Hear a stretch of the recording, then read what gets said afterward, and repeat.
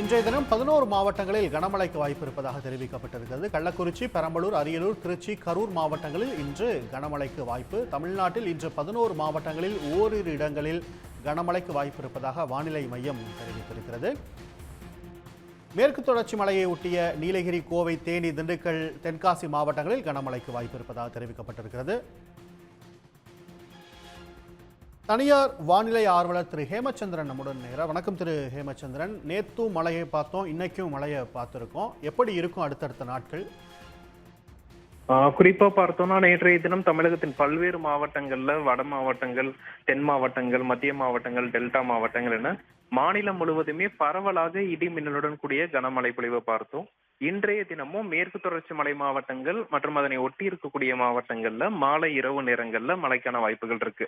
இன்று மட்டுமல்லாத அடுத்த 3-4 தினங்களுக்கு தமிழகத்தின் தென் மாவட்டங்கள் மற்றும் அதனை ஒட்டி இருக்கக்கூடிய மேற்கு மாவட்டங்கள், அதாவது டெல்டா மற்றும் மேற்கு மாவட்டங்களான மயிலாடுதுறை, நாகப்பட்டினம், திருவாரூர், தஞ்சாவூர், புதுக்கோட்டை, மதுரை, விருதுநகர், சிவகங்கை, தேனி, தென்காசி, திண்டுக்கல் போன்ற மாவட்டங்கள் எல்லாம் இடி மின்னலுடன் கூடிய மழைப்பொழிவை நம்ம எதிர்பார்க்கலாம்.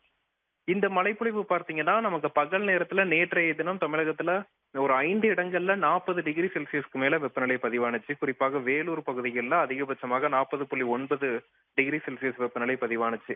இந்த மழையின் காரணமாக பகல் நேர வெப்பநிலை சற்றே தணிந்து காணப்படும் அப்படின்னு நம்ம எதிர்பார்க்கலாம். அடுத்து வரக்கூடிய 3-4 தினங்களுக்கு மீண்டும் மே 10ஆம் தேதி முதல் வெயிலின் தாக்கம் படிப்படியாக அதிகரிக்கக்கூடும். இந்த திடீர் கோடை மழைக்கு என்ன காரணம்? குறிப்பா பார்த்தோம்னா வளிமண்டலத்துல நிலவக்கூடிய காற்றின் போக்குல இருக்கக்கூடிய வேக மாறுபாடு அப்படிங்கிறது நமக்கு தற்போது மழையை கொடுப்பதற்கு மிக சாதகமா இருக்கு. இந்த ஆண்டு பாத்தீங்கன்னா மார்ச் 1ஆம் தேதி முதல் இன்று மே 5ஆம் தேதி வரையிலான காலகட்டத்துல கோடை மழை 12 சென்டிமீட்டர் அளவிற்கு மாநிலத்துல சராசரியா பெய்திருக்கு. இது கிட்டத்தட்ட 77% அதிகமாகும். இந்த மே மாதத்திலையும் நமக்கு முழுவதுமே கோடை மழை இயல்புக்கு அதிகமாக பதிவாவதற்கு தான் சாதகமான சூழல் நிலவுது. குறிப்பா பார்த்தோம்னா அடுத்த 2-3 நாட்களுக்கு நமக்கு கோடை மழை நீடிக்கும் அப்படின்னு எதிர்பார்க்கிறோம்.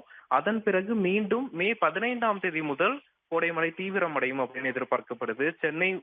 சென்னை உள்ளிட்ட ஒட்டுமொத்த தமிழகத்திலுமே மே 15 முதல் 20 வரையிலான காலகட்டத்துல இயல்புக்கு அதிகமான மழைப்பொழிவை நம்ம எதிர்பார்க்கலாம். உங்களுடைய தகவல்களுக்கு நன்றி திரு ஹேமச்சந்திரன்.